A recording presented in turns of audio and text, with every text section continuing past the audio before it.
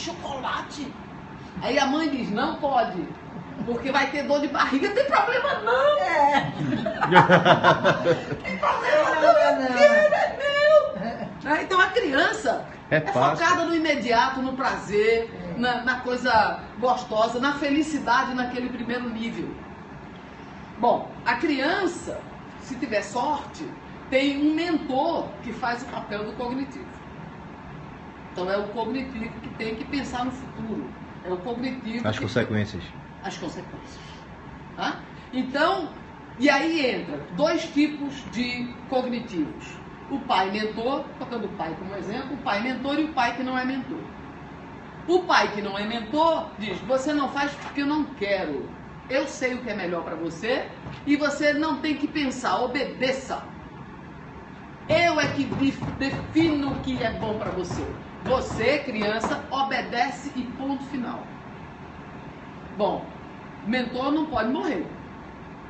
Porque o resto da vida ele vai precisar estar perto para decidir o que é bom para a criança, porque a criança não aprendeu a ser sua própria mentora.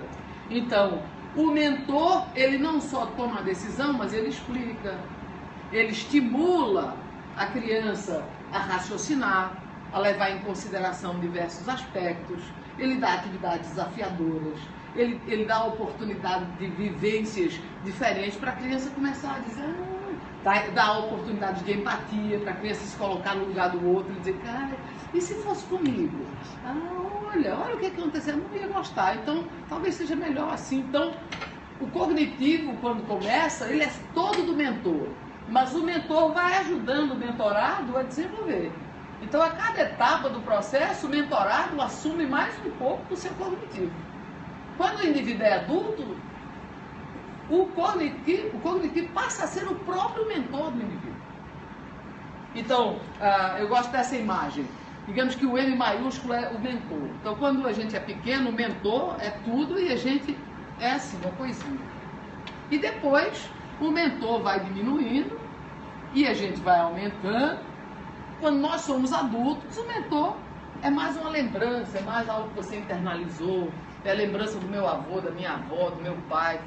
Como eles diziam, nessa situação ele faria assim, talvez valha a pena pensar nisso e tal. Então, a gente já é o próprio mentor. Então, o cognitivo do indivíduo deve ser o mentor do indivíduo. Mas, característica fundamental do mentor, lembre que a relação de mentoria é uma relação de amor. Então, não faz sentido o cognitivo ignorar o afetivo. Sim. Não faz sentido. Então, o cognitivo é um escravo do afetivo. O ser humano, por excelência, é a criança. E a obrigação do adulto cognitivo é entender a criança e é criar condições para a criança continuar brincando. Brincando, que é o que as nossas crianças querem. Brincar. Mas, se o cognitivo é competente mesmo, ele vai conseguir que a criança brinque e seja muito bem paga para isso. Tá claro?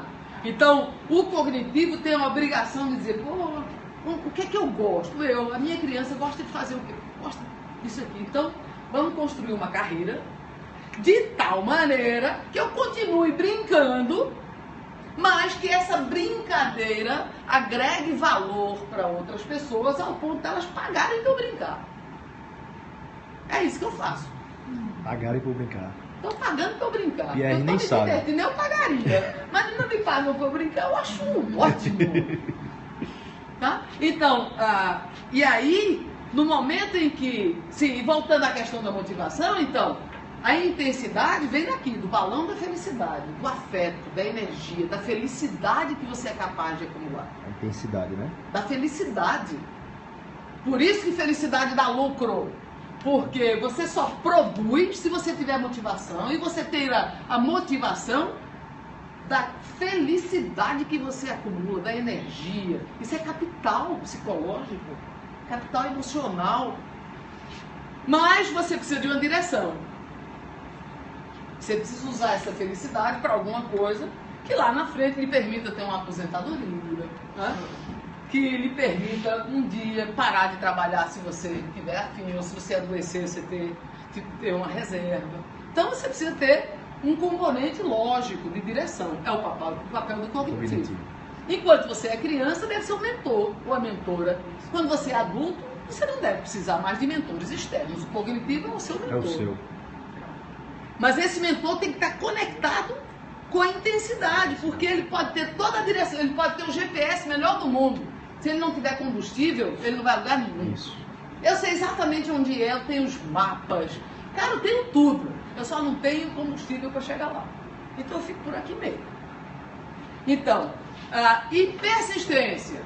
Persistência eu acho uma delícia. Persistência é o seguinte.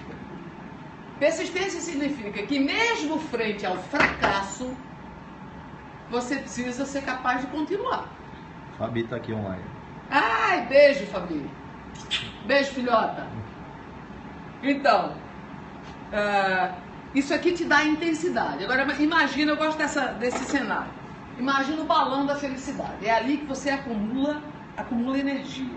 É a energia que vem da felicidade. Sempre que você faz alguma coisa que dá prazer, no nível mais simples, que é uma sensação prazerosa, no nível mais sofisticado, que é engajamento e sentido, você faz um negócio que é importante, você diz, yes! Yes! Quando você tem aquele balão cheio de felicidade, você diz, cara, eu tenho energia para dar e vender. Eu encaro qualquer negócio. Eu posso usar, por exemplo, correr o risco de fazer uma coisa nova. Correr o risco até de errar. Porque, além de eu ter bastante energia de sobra, que eu estou de balão de felicidade cheio, eu ainda tenho um outro lance que é, se eu errar, eu ainda vou estar aprendendo. Então o erro vai ser fonte de felicidade, que tem a ver com mindset flexível. Quer dizer, eu vou errar, beleza, esse é um risco e vai ser um aprendizado. Porque eu vou saber o que é que vai funcionar, o que é que não funciona. Da próxima vez eu vou estar muito mais competente para dar um salto muito mais qualitativo. Então o próprio erro, o próprio fracasso é fonte de felicidade. Até porque ele já está diminuindo a próxima vez. Então ele já diz assim, eu estou disposto para outra. E aumentando os tocos de felicidade. Aumentando a energia. Cara, eu estou com crédito aí, beleza. Vou errar, beleza, faz parte. Estou com o tanque cheio aqui para pegar a estrada de novo. Vamos embora, vamos embora. E aí, mas às vezes o seu balão da felicidade é atacado. Não pelos seus fracassos, mas por quem está à sua volta. Então aí você entra com questões de traição, de quebra de confiança, de violência, de violação da dignidade. Muitas vezes a gente se expõe a ter o balão de felicidade atacado. Na hora que a gente leva em consideração uma opinião negativa, que não tem base na realidade, mas que é dada exatamente com o objetivo de furar o seu balão da felicidade. Então, compete ao cognitivo, seja o mentor, seja o próprio mentor, o auto-mentor, seja o mentor externo, compete ao cognitivo, através da aceitação e confirmação, fortalecer o balão da felicidade. Então não é só encher o balão, é também impedir que fure o balão. Então você tem que saber o que é felicidade para você. Este indivíduo tem que ter compromisso com esta criança e não com os outros. Tem que ouvir a sua criança, que é prestar atenção. Cara, se alguma coisa te fez infeliz, não força a barra. Para ouvir. Pô, o que foi? O que é que tem aqui? A gente tem muito de intuitivo aqui. Quando o coração diz, isso não é legal, para ouvir. Pode o mundo dizer que não é por ali, ou que é por ali. A sua criança, o cognitivo é escravo do afetivo. O ser humano é isto aqui. Tenha qual for a idade. Então, para que o indivíduo seja persistente, ele precisa ser capaz de errar, de fracassar e aprender com isso. O fracasso tem que ser parte do processo de aprender. Portanto, benefício. Ele entra como combustível. Como combustível. É um curso. É um curso. Quando meu avô disse, Você como voluntária, você não sabe nada, você provavelmente não vai ajudar grande coisa. Talvez você até atrapalhe. Mas você vai aprender muito. Então é um curso. Normalmente para fazer curso a gente paga. Se precisa pagar, eu pago. Não tem problema, você vai trabalhar de graça e eu pago. Graças a Deus o professor não quis, mas ele estava disposto a pagar. Você vai aprender coisas incríveis que você não vai aprender em outro lugar. Então, se tiver que ser pago, é muito justo. Sim. Então, a persistência, que eu acho que é o elemento mais importante, enfim, a orquestra, né? Mas é muito importante que é aquela coisa, não adianta você ter motivação para a primeira tentativa. Eu vou cheio de gás, eu vou lá e tento. Pá! Aí dá errado. Pronto, desisti. Não deu certo, acabou-se o gás. Que raio de motivação é essa? Então, motivação pressupõe gás, direção, clareza, o que é que eu quero, para onde eu estou indo. Por isso eu sugiro o exercício dos 20 anos, daqui a 20 anos, onde é que você quer estar, onde é que você está daqui a 20 anos, feliz, produzindo, etc. Esses 20 anos estão começando neste segundo. E persistência, a capacidade de não aceitar não como resposta. Você tentou uma vez, deu errado, tenta de novo. Deu errado, de novo. Até quando? Até dar certo. Simples assim. Até dar certo. Isso é motivação. É a capacidade de não aceitar não como resposta. Mas, para isso, você precisa ter um balão de felicidade cheio. E você tem que ser capaz, perante um fracasso, 2, 3, 4, você tem que ser capaz de continuar enchendo o balão e não esvaziando. Então, o mentor entra aqui ajudando a formar um cognitivo, dando voz, ouvindo o afetivo, ouvindo a criança, aceitando e confirmando quando a criança não é capaz de se ver, é insegura, é benevolente, acha que não vale, que não tem competência, que não merece o respeito. Então o mentor tem a obrigação de empoderar esta criança e tem a obrigação de formar este cognitivo, este adulto respeitoso e sensível em relação à sua criança, que é a sua essência. E a sua essência é felicidade. Felicidade. A motivação é decorrência disso aqui.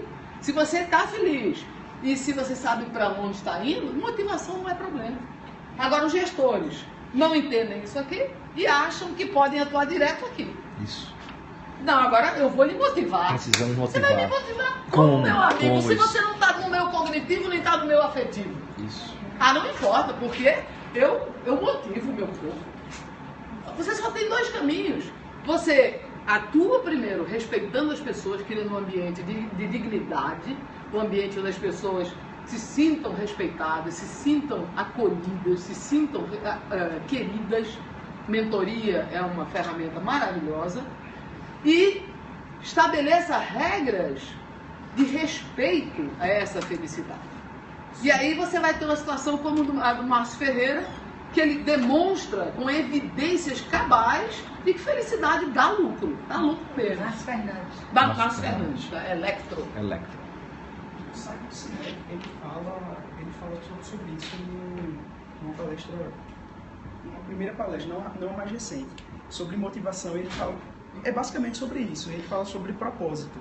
Normalmente, todo mundo, ele faz um gráfico simples e todo mundo vai do que é que nós vamos fazer, aí depois como e, por último, por quê. Se você fizer o inverso, aí você realmente motiva as pessoas. Essa palestra chama Como Grandes Líderes Inspiram a Ação.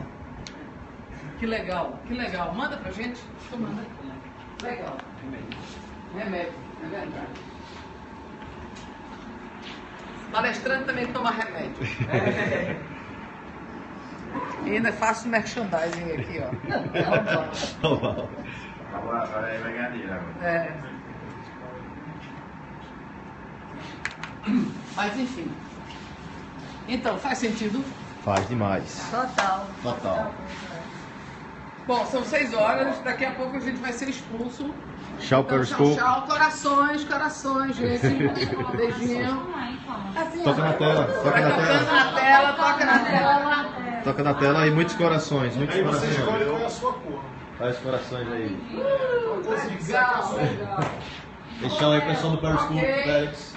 Vamos ver o povo aí, Léo, força. E aí, Michele? Esse é o. Oi?